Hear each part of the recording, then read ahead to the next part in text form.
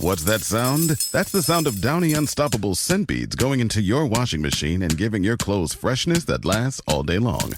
There it is again. It's like music to your ears, or more like music to your nose. That freshness is irresistible. Let's get a Downy Unstoppable bottle shake. And now a sniff solo. Nice. Get 6 times longer lasting freshness plus odor protection with Downy Unstoppables in wash scent beads. Hollywood, California, Monday, December 21st.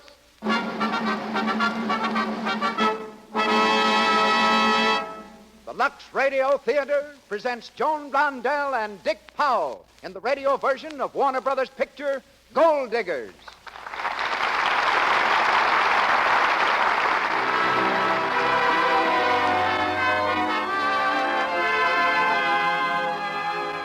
Lux presents Hollywood. Our stars, Joan Blondell and Dick Powell. Our guests, Mr. Jack Warner, production head of Warner Brothers Studios, and Ted Atmore, gold prospector. Our producer, Cecil B. DeMille.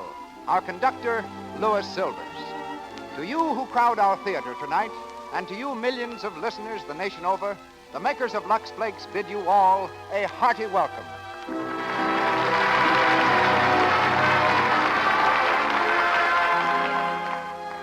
Lux Flakes have taught hundreds of thousands of women the secret of dressing smartly with economy.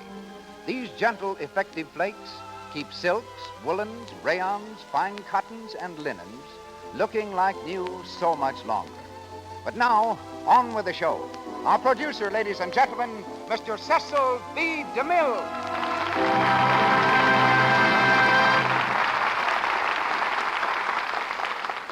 Greetings from Hollywood, ladies and gentlemen.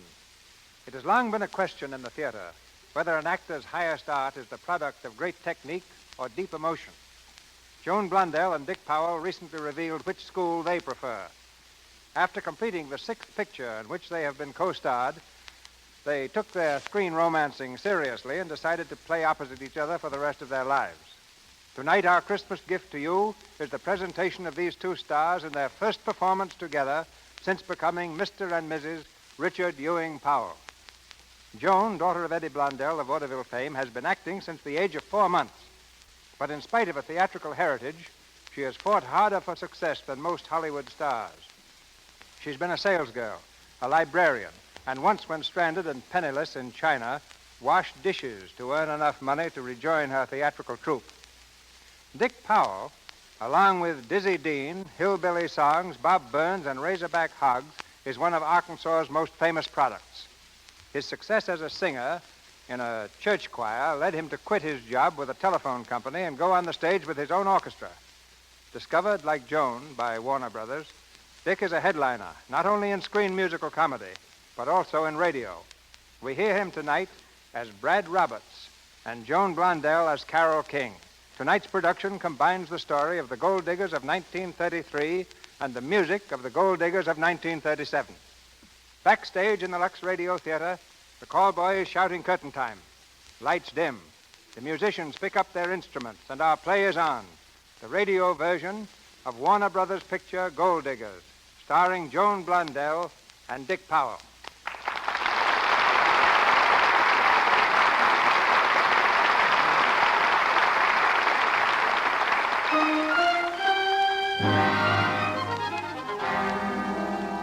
Our scene is the top floor room of a theatrical boarding house 2 blocks west of Broadway.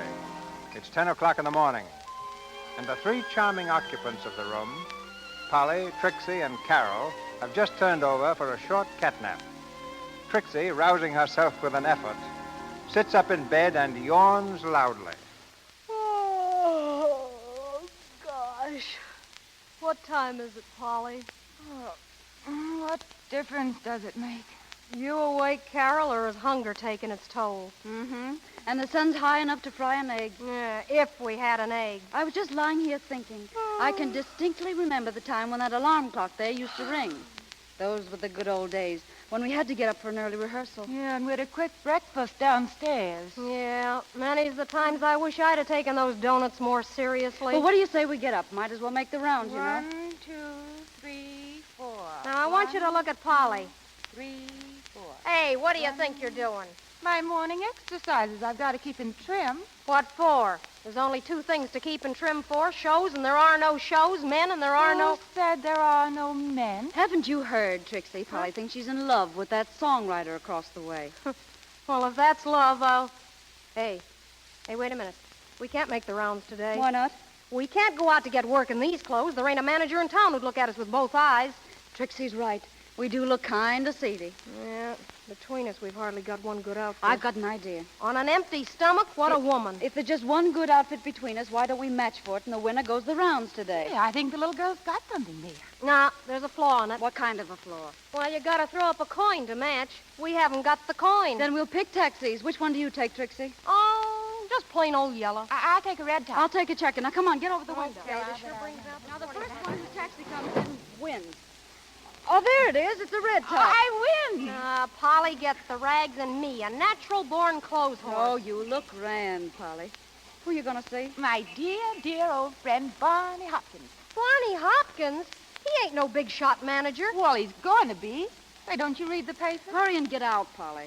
Gee, with those trappings and my line, I could make Barney faint. Say, I know Barney.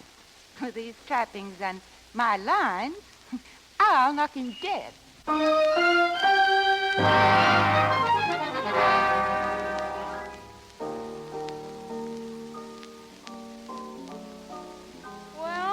while Polly's out doing miracles with Barney Hopkins and that songwriter across the way drives me nuts with his piano, the best comedian on Broadway will proceed to make beds.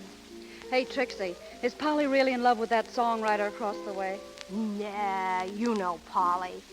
One day it's Barney Hopkins, the next day it's a songwriter. Tomorrow she'll be making eyes at the mailman, if she thinks he's good for a 3-cent stamp. Say, you don't go for that good-for-nothing too, do you? Me? Of course not.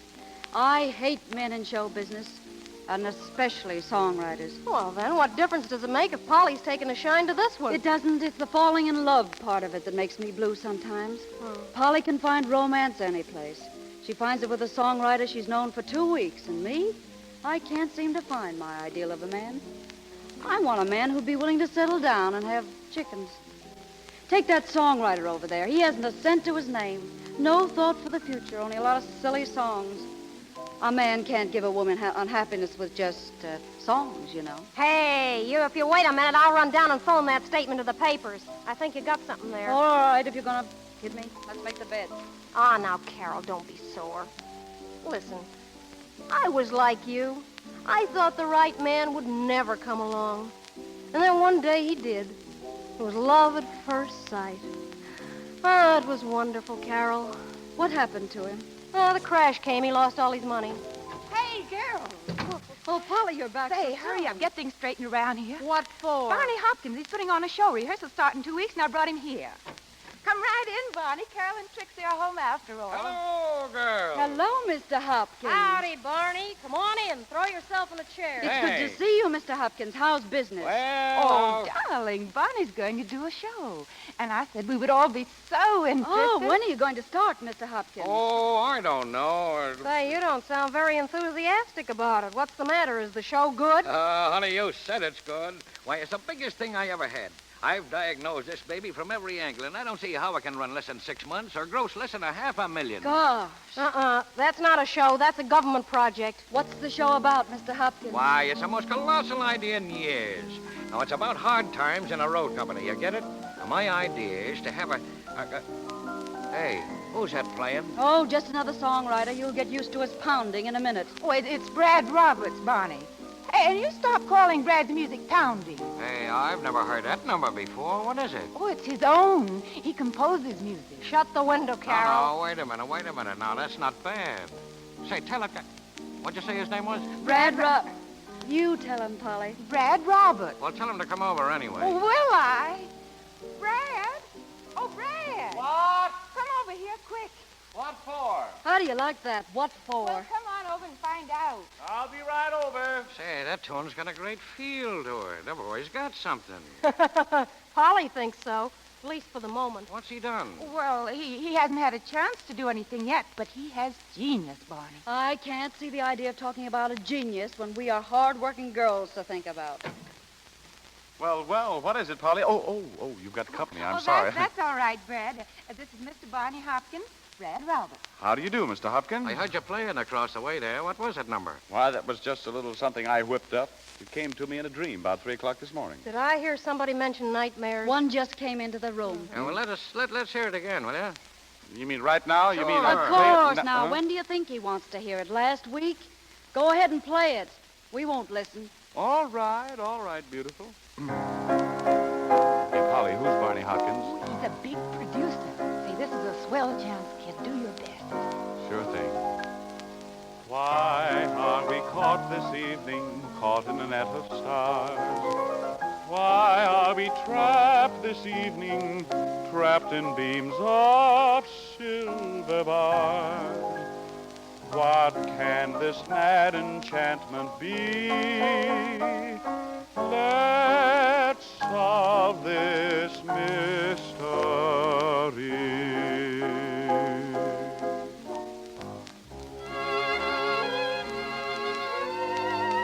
Let's put our heads together.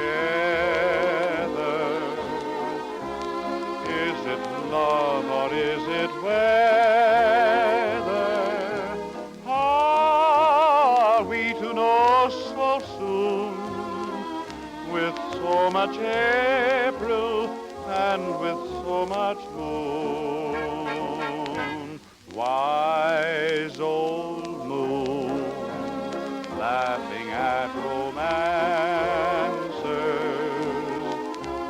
He perhaps knows all the answers. Let's put our heads together, for with our heads together, we'll know the answer too.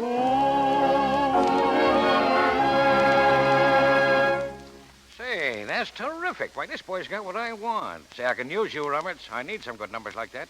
And I can use a singer, too. You mean you could use my songs, me, sing in a show? That's what I mean. Can you Well, hold that? when do I have to get the songs ready? When does the show start? The rehearsals? That's Well, the first intelligent crack you've made, Beethoven. How about the starting date, Barney? Yeah, not to mention that very distasteful detail of money. there's one little detail that I ain't ironed out yet. But when that's attended to, rehearsals will begin immediately. Do you mean to say that you've been stringing us along all this time, that you have no money to put your show into rehearsal? Not a nickel. Oh, but I'll get You'll it. get it, yes. You've been getting it for the past 5 years, Barney. You're like all the rest of the men in show business. You haven't announced a backbone. I thought I hated all men in show business. Now I'm positive of it. Hey, wait a minute, you two, before this gets into a free-for-all.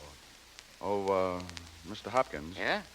How much money do you need to put this show of yours into rehearsal? Oh, maybe 50,000. Oh, now, Brad, you know there isn't that much money in the world. Well, we'll make it 25. Barney? Well, if I chiseled, I could do it for 15 grand. Well, if it's all right with you, I'll advance you 15,000. But money right now? $15,000? Certainly. Only there's one stipulation. Oh, I know it. It's too good to be true. Well, what is it?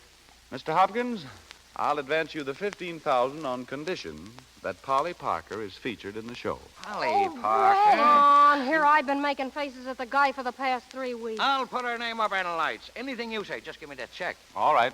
Got a pen? He can write a check for 15 G's, but he don't own a pen. Either I'm nuts or... Yeah, maybe I am. Here's the pen. Thanks.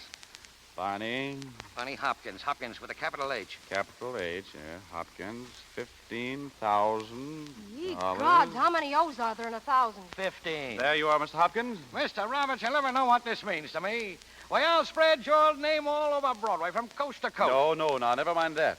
I want to be kept out of this as much as possible. I'd rather no one knew who put up the advance. Any way you want. Well, what about cashing it? I can't believe this yet. Oh, but it's true, Trixie, didn't Well, you come on with me. I'll go over to the bank right now. We'll see if it's good or not. Oh, Nothing so like come that. on, let's Yeah, go. hurry Are up. you coming, Carol? No, I'll stay here and finish making the beds. Come on, Santa Claus. We may need you for identification. No, Trixie. I think I'll go back to my room. I'm going to finish that tune I had a dream about last night. Oh, but let's hope you didn't dream this check for $15,000. was funny, wasn't it, huh? What's funny about it? Oh, I mean the way they took that check I gave them. Do you know what you've done? Well, I think I do. Well, you don't know the half of it. You've made those two poor kids think they got a job. And all they've got is a phony check written by a phony songwriter. Hey, are you kidding me? Not half as much as you tried to kid the girls. And even Barney, hard as he is, fell for it. Oh, I see. But you being the brains of the I outfit... saw through you the minute I heard you pounding that piano. Now get out of here. Get out of here before I lose my temper. I'll get out of here before I lose my temper.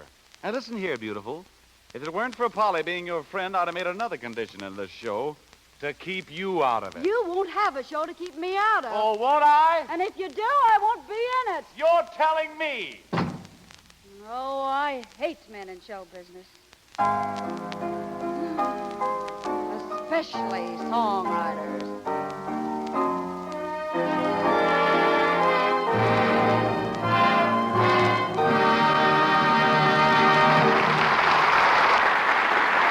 In a moment, we will continue with the radio version of Warner Brothers picture, Gold Diggers, with Dick Powell and Joan Blondell. While we're waiting, let's take a ride on the Sunset Boulevard bus. Mrs. Warren and Mrs. Hill are sitting together, their arms full of packages. They seem to be all done in by their Christmas shopping.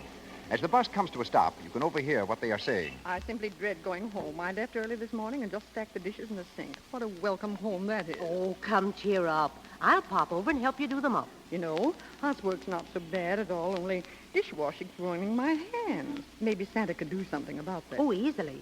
Why, last year he brought me a dozen dish towels. You've seen those lovely embroidered ones. And what I found even more important, a nice big box of Lux Flakes.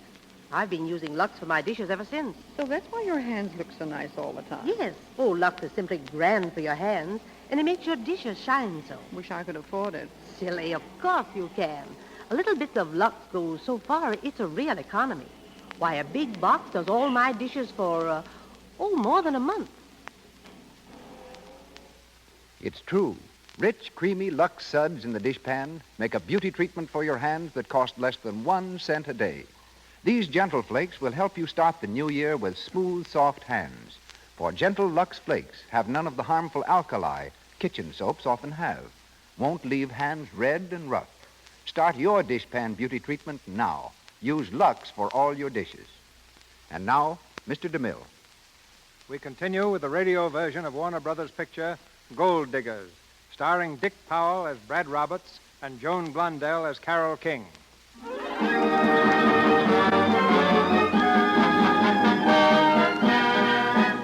Barney's show is a smash hit, hailed by the critics as the season surprise.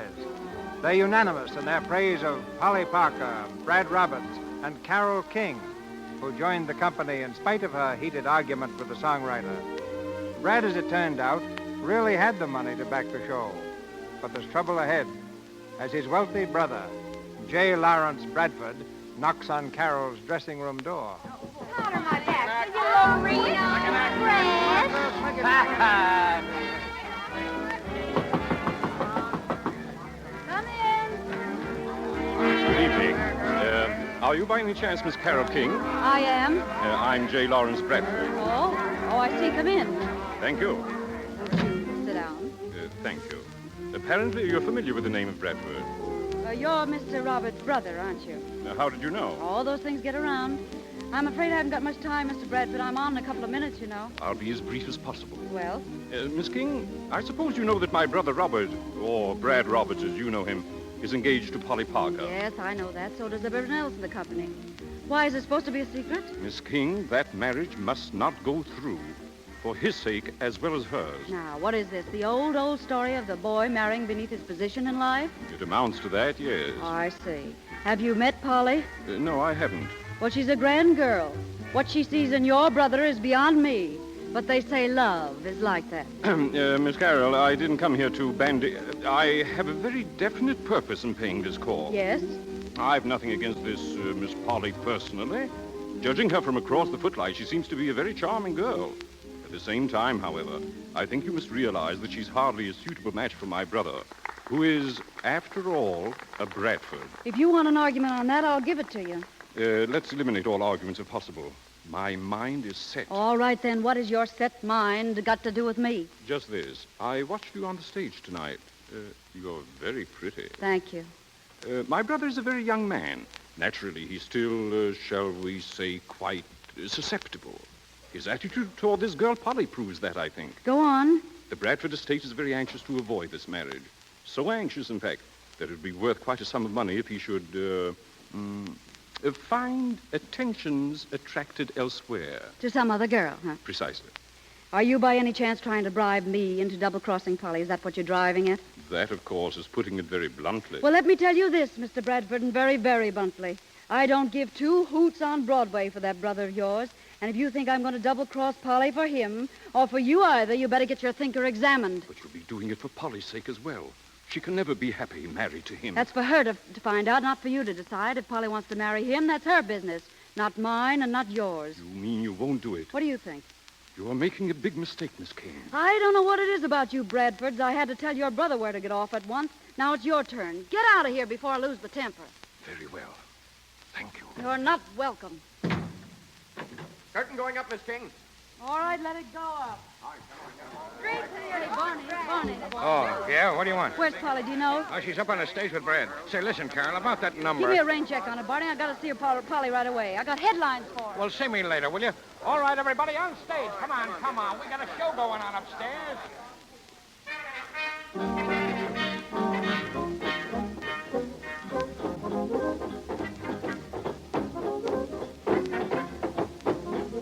And that was the proposition. I knew it was coming the minute he walked into the dressing room, but I gave him plenty of rope, and he hung beautifully. Brad, if this brother of yours will pull a stunt like that, there's no telling what he'll do. Well, whatever he tries, he won't get away with. I'm tired of him running my life. I intend to do what I please. Oh, but wait, Brad. You know what you can do with money. He might close the show, get an injunction against him. Anything. What we need is time. Time for you to get your $15,000 back, and the only way we can stall your brother is to make him believe Carol is really trying to get you away from him. Hey, wait a minute. I already refused that proposition once tonight. And I wouldn't accept it, so where are we? Oh, now, wait a minute. You two forget your hates for a minute. This is a show. If your brother thinks Carol has agreed to his proposition, we'll let us alone for a while, give it a chance to work. In the meantime, I've got to pretend I'm crazy about Brad, is that it? That's the idea. Thanks. I wouldn't try to take him away from you even if I wanted to, and I don't. Well, you don't hear me straining to do it, do you? Brad, be quiet. Now, look. Tonight, you and Carol have supper together after the show. I don't eat at night. Neither do I. And besides, I told J. Lawrence Bradford to go jump in the lake. Well, you can send him a note and tell him you've changed your mind. Oh, Carol, you've got to do Hey, it. Carol, you're on in the finale. Okay, be there in a minute. Carol, won't you do it for me? Oh, well, I'll think it over, but it's going to be an awful pain in the neck. It'll be two pains in the neck. All right, I'm coming. Hey, wait, what about my idea? Hey, come on, girls, line up. Go on, Carol, get out there. Take it easy, Barney. Carol, please, will you do it? All right, I will do it. There's your cue, girls, and don't forget to smile.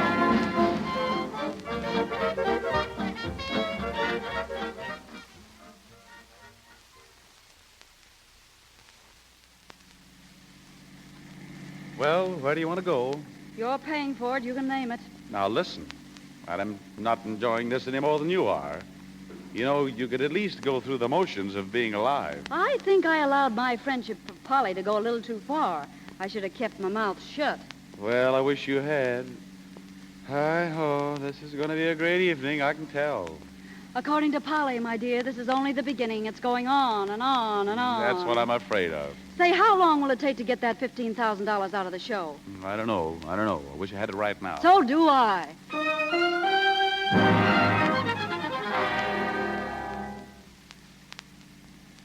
Well, where do we go this time? We've hit most of the clubs. One solid week of that is enough.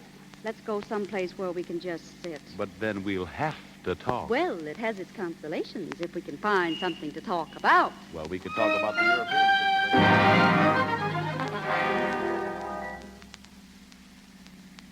Nightclubs, midnight movies, rides in the park.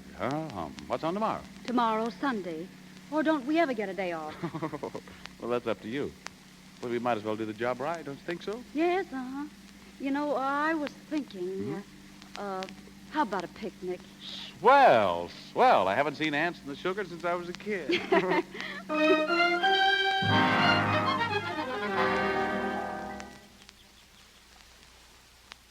A loaf of bread, a jug of wine, and thee. Ah, but it isn't wine. And it isn't thee either. It's thou, if you want to quote correctly. Well, where did you get so smart? Oh, I read a book once. All the way through? From cover to cover. Oh, my. You having a good time? Yes. Are you? Mm-hmm. Yes, I'm afraid I am. You know, Carol, I had you all wrong. Did you? Mm-hmm. I think I thought you were just a... Gold digger. Well, maybe, but not the kind that steals pennies. I thought you were out for a big game. Oh, anyone can make a mistake, Brad. I guess I made one, too. About me? Uh-huh. I thought you were... No. Not a gold digger. No, but really, you've been swell about all this, Carol. And if Polly had to pick someone for this job, I'm darn glad it was you. Are you? Mm-hmm. Yes, but I'm only... Well, wait a minute. What's the matter, Carol? I haven't said anything wrong, have I? No, of course not. Carol, Let's go home, shall we, Brad? It's getting late.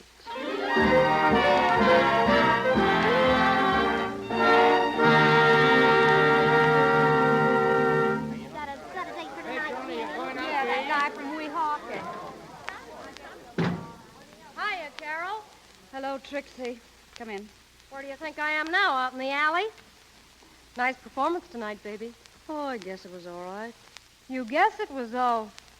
Well, what's the matter now? Nothing. Why? I don't know. You got that two-bit look on you. Anything wrong? Why, that's crazy. Of course there's nothing wrong unless you say that. Oh, it's just the old observer in me, I guess. But I've been noticing you for the last couple of days. I thought maybe that you and... Well, you thought wrong. Oh, you can't hang me for thinking. I'm sorry, Trixie. Hand me my dress, will you? Huh? Oh, yeah. Going out again tonight? Yes. With Brad? Yes. Nice guy, Brad, when you get to know him. Polly's a lucky kid. I said Polly's a lucky kid. I heard you. Yeah, I guess you did. By the way, how long does this idea of hers go on? It stops tonight. Has Brad made his 15,000 back? I don't know and I don't care. Then why is it going to stop? Because I wanted to. Because I'm sick of parading around like a cheap little gold digger. Sick of making eyes at a man I'll never marry. Let Polly marry him. Let him lose his 15,000. Let the show close. I don't care what happens. I'm through playing a would-be sweetheart to a man A man you don't care for? Yes. So you're just walking out. I'm walking out. Oh, you're a sweet kid, Carol. But you ain't fooling Trixie a bit. You know that, don't you? I don't know what you're talking about. Better change that line of yours about hating men in the show business.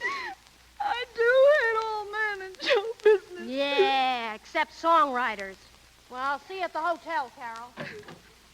Ethel, lend me your gold bag for now. Say, which one are you going on tonight?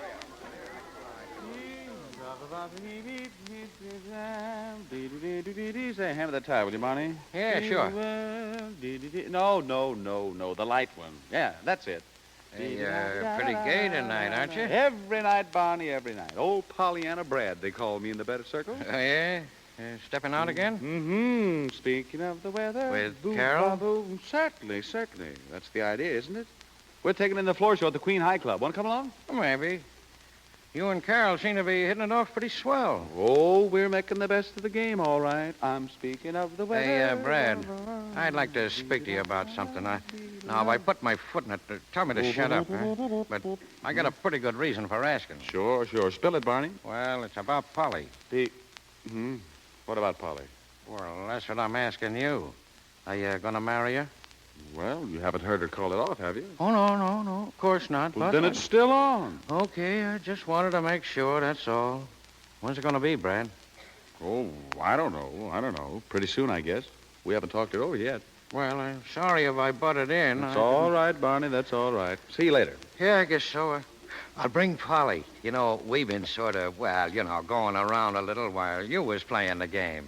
Fine, Barney. That's wonderful. That's what I call real cooperation. Now, you just keep that up. And I'll see both of you tonight, huh? Okay.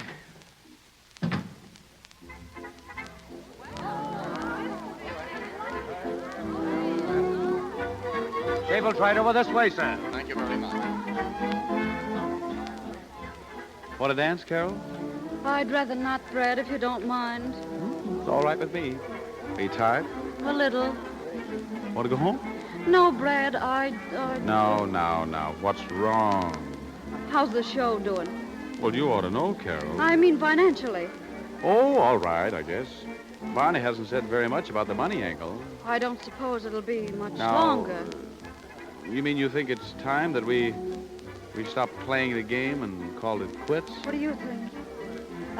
Have you seen Polly lately? Just around the theater. Barney's been sort of looking out for her.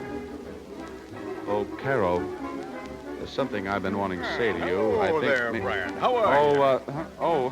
Hello, Dugan. Hello. How's business, huh? Terrible. Say, how about a little number for the crowd? Oh, I'd like to, Dugan, but I just got through with the show and I'm all tired. Come on. You know you can't come in here without doing a song. Come on, help a fellow out.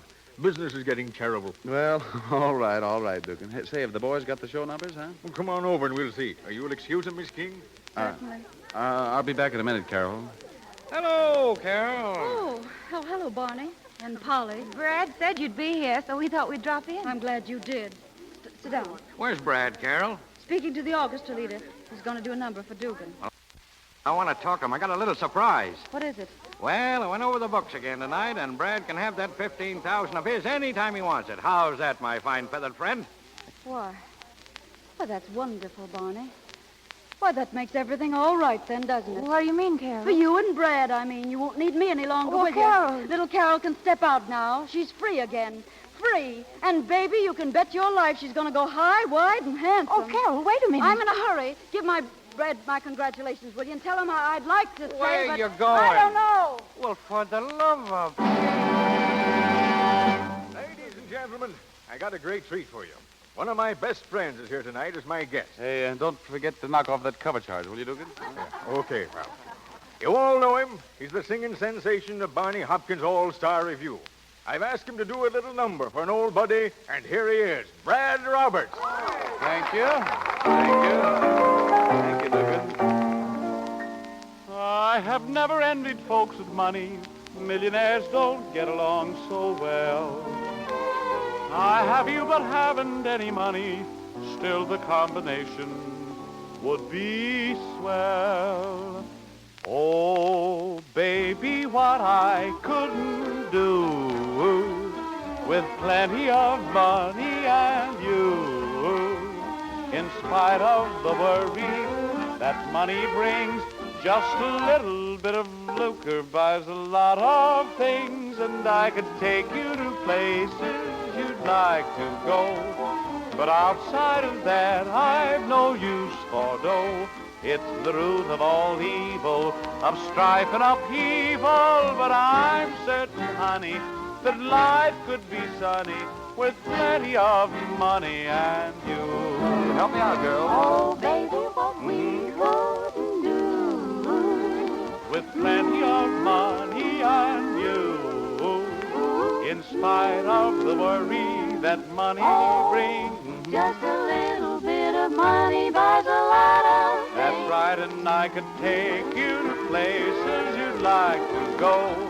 But outside of that, I've no use for dough. It's the root of all evil, the strife and upheaval. But I'm certain, honey, that life could be sunny with plenty of money and you.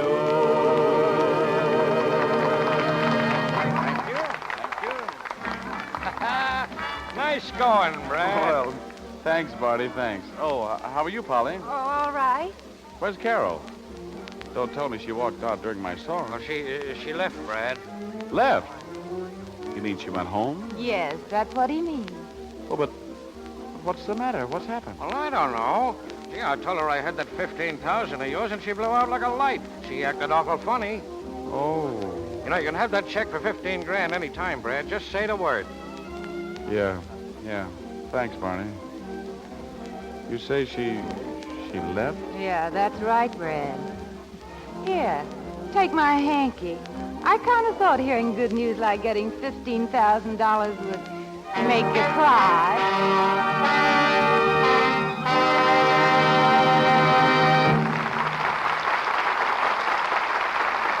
We pause for station identification. This is the Columbia Broadcasting System.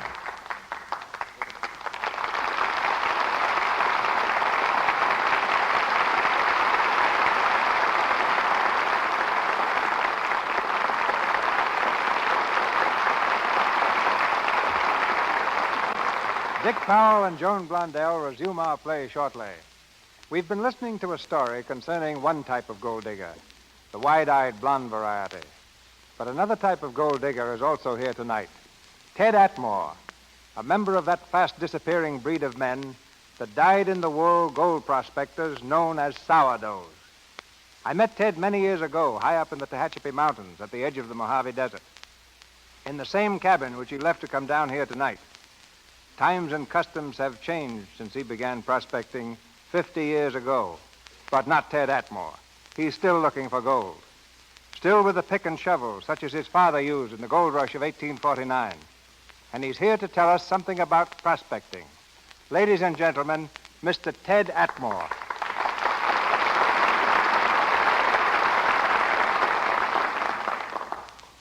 Thank you, Mr. DeMille. I've done a lot of crazy things in my life. But I never thought I'd find myself in a mess like this. I know as much about talking on the radio as lop-eared mule. Bet you know volumes about gold, Ted. Talk about that and you'll be all right. Well, there's millions of dollars in gold up there in my part of the country. Finding is one thing and getting it out at a low cost is another. But it's there. Why have you always remained in the same section of the country? You might have better luck going further. I've stayed there because somewhere within 8 or 10 miles of my cabin is one of the richest mines in California. It's called the Lost French Mine. It was found shortly after the Mexican War. The Frenchman who discovered it got lost up there in the mountains, found the gold, and finally came out with several samples. When he got back to look for it, the Frenchman was thrown from his horse and killed before he died. He left a description of the mine, men having looked for it ever since. Nobody's found it. But it's there, Mr. DeMille, just sure as I'm here. How many claims do you own today? About a half a dozen, Mr. DeMille, scattered through the mountains. And I'll tell you what I'll do. Next claim I find, I'll name it Lux, on account of being here tonight. And I hope there'll be as many flakes of gold in it as there are flakes of soap in a box of Lux. And don't think I don't know about Lux. After 50 years of washing my own clothes, I can tell plenty of women a thing or two. No doubt you can. Ted, you've spent your life looking for gold. Doesn't it ever get discouraging? Discouraging? What have I got to be discouraged about? I'll keep on looking till I find it. And if I never do, then I'll know it just wasn't meant for me to be rich. I have learned to take things in my stride. Good luck and bad luck. I've got my cabin there in the mountains. I've got plenty of cured deer meat. And I've got my health. I only hope everybody is well off as I am this Christmas. I was glad to come down here, and I'll be glad to get back. Good night, Mr. Good night, sourdough. Good night. And now, back to the radio version of Warner Brothers' picture Gold Diggers, starring Dick Powell and Joan Blondell.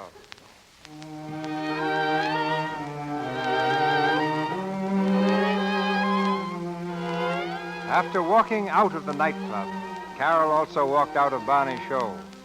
She's joined another company to avoid meeting Brad. 2 weeks have passed.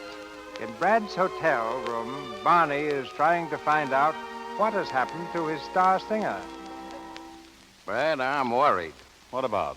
You got a hit show, haven't you? Yeah, I had a hit show until... Until what? Well, until you started acting like a zombie and threw it in the ash can. What do you mean I threw it in the ash can? Oh, now let's quit kidding ourselves, Brad. You know, there's something wrong with you. You've been walking around in your sleep 24 hours a day, and you're singing like a frog in a thunderstorm. Now, this has been going on for 2 weeks, 2 solid weeks. We're beginning to feel it in the box office. Well, so what? So we can't stand it much longer without losing money. Well, then let it lose money. I don't care. All you ever think about is box office, applause, standing him in the aisle. I'm sick of the whole business. You're just like Polly.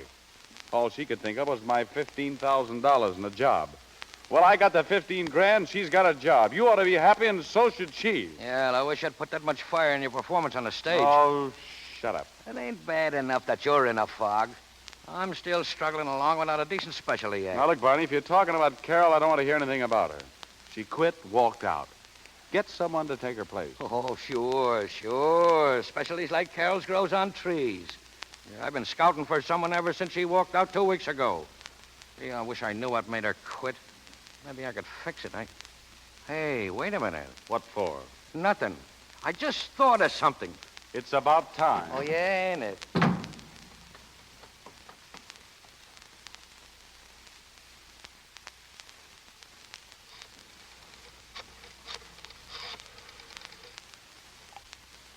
Hello? Hello, Trixie. Yeah. Well, this is Barney Hopkins. Well, what of it? Never mind the wisecracks. Is Carol there? Yeah, you want to speak to her? Not now. Just hold her there. Tell her I'm coming right over. Listen, Barney, if it's about coming back with a show, don't waste your time or taxi fare. I've been after her for the last 2 weeks, and she's stubborn as a mule. All right. Just tell her to wait there for me. That's all. Goodbye. Barney's the kind of guy that picks winners after the race. Who are you talking to, Trixie? Anyone important? Oh, no, just Barney. Oh, what do you want? Oh, nothing. Same old thing. He wants me back in the show. Yep. Well, he's wasting his time. Did you tell him that? Yep. But it didn't register this time. What do you mean? He's coming over here in a few minutes. I won't see him. Ah, now, Carol, don't act that way. You ought to go back. We've been over that 20 times. Then this'll make 21. Carol, I can't fall for that gag of yours about quitting the show because you got a better chance in this new show you're rehearsing. Well, I have. Yeah, sure. They're gonna let you carry the American flag and the Girls of All Nations number. I tell you, Carol, that outfit is headed for the warehouse right now. Well, what of it? That's my business. If I want to work in it, I'll take my chances with the rest. All right. But I know why you quit on us. It's on account of Brad Roberts. You're crazy. Sure, that's what they said about Columbus. Only difference is America discovered me. Oh, listen, kid. I told you once before you weren't kidding me. You love Brad. You told me once you couldn't find your ideal of a man. Why don't you come up front and confess it to the congregation that you have found him? You'll feel a lot better. All right, Trixie, I will. Yes, I do love him. That's why I'm afraid. Well, what are you afraid of? Ain't it beautiful? No, it's horrible. Why? Well, what'll it get me? Do you think it's been easy for me working with him, being with him, loving him, and knowing every minute that he's going to marry Polly? I thought I'd play a trick on Brad and on his stuffed shirt brother, but the trick was played on me, and I won't do it again. I don't care what you or Barney or anyone says. Trixie, you understand, don't you? You can see why I prefer working in a show I know will close to working alongside Brad. I don't blame anyone, Trixie, only myself. I thought I couldn't find romance. Well, I did. And when I did, I didn't know what to do with it. Oh, kid, I understand. And I won't ever mention it again. Hey, there's Barney. Want me to get rid of him for you? No, never mind. I'll see him. Oh. All right, Uncle Tom. I's a-comin'. Hold everything. Say, we got a bell that sounds a lot better than that ham you use for a hand. Come on in, Barney. Hiya, Trixie. Hello, Carol. Hello, Barney. Carol, I'm coming to you as man to woman, a pal to pal, buddy to buddy. Carol, I need your help.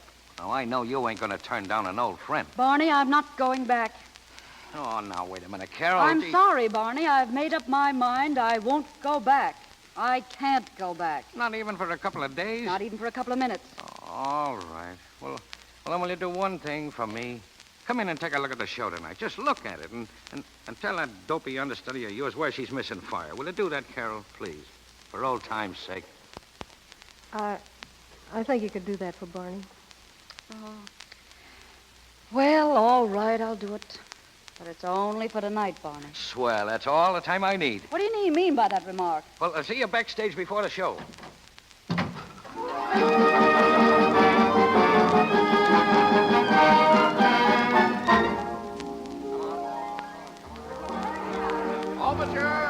Overture! Come on, Polly. Say, are you sure everything's all right, Barney? Oh, of course, I'm sure. Hurry up. Oh, but Barney, if you've made a mistake... Listen, Barney, Hopkins never makes a mistake, Polly. You ought to know that. Oh, I hope you're right.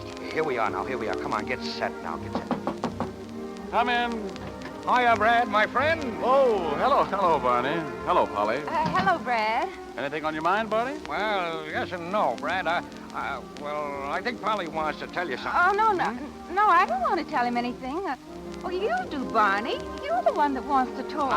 No, Polly, no. We had it all settled. You do the talking. Hey, what is this? What's the matter with you two? Well, nothing's the matter. You see, coming right down to the point of things, Brad, it's about getting married. Now, listen, Barney, I told you... Oh, can a star have any privacy? Who is it? It's Miss Liberty looking for a dime to set on. Oh, hello, Trixie. What do you want? Well, if that's your idea of hospitality, I'll leave. Only I got Carol here.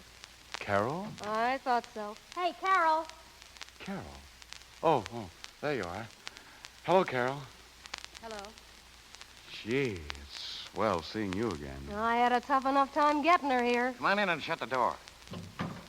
Oh, boy, it's swell seeing you again. You said that before. I came here to help Barney. Oh. I see. I thought maybe that you... Oh, no, I didn't do anything. No, you know how it is, Brad. The show, the show's the thing. I've always said that. But I'm glad Carol's here for another reason. What's the other reason? Barney, you told me that... No, don't get excited. You're here just in time to offer Polly your congratulations. Congratulations. What for? Well, she's going to be married, that's what. Barney, please. Hold on there, Barney. This time you're butting in too much. Oh, now take it easy. Take it easy. Well, congratulations, Polly. Oh, thanks, Carol. And you too, Brad. Well, thanks. Barney, I told you. Oh, wait a minute. Keep your shirt on. You haven't got any congratulations coming. I'm the one that gets them. Polly's going to marry me, Barney Hopkins. Right now, new and current customers can get any phone for free at U.S. Cellular, so you can connect with all your family members this holiday season. You can even call your aunt, who always makes you talk to your cousin, who's a dog. Or, maybe just send her a festive text. Get the gift of connection at U.S. Cellular. Get any phone free today. U.S. Cellular, built for us. Terms apply. Visit uscellular.com for details. We value human connection with fewer distractions. U.S. Cellular, built for us. Visit your U.S. Cellular authorized agent, Cellular Advantage, located at 918 South Locust Street in Glenwood.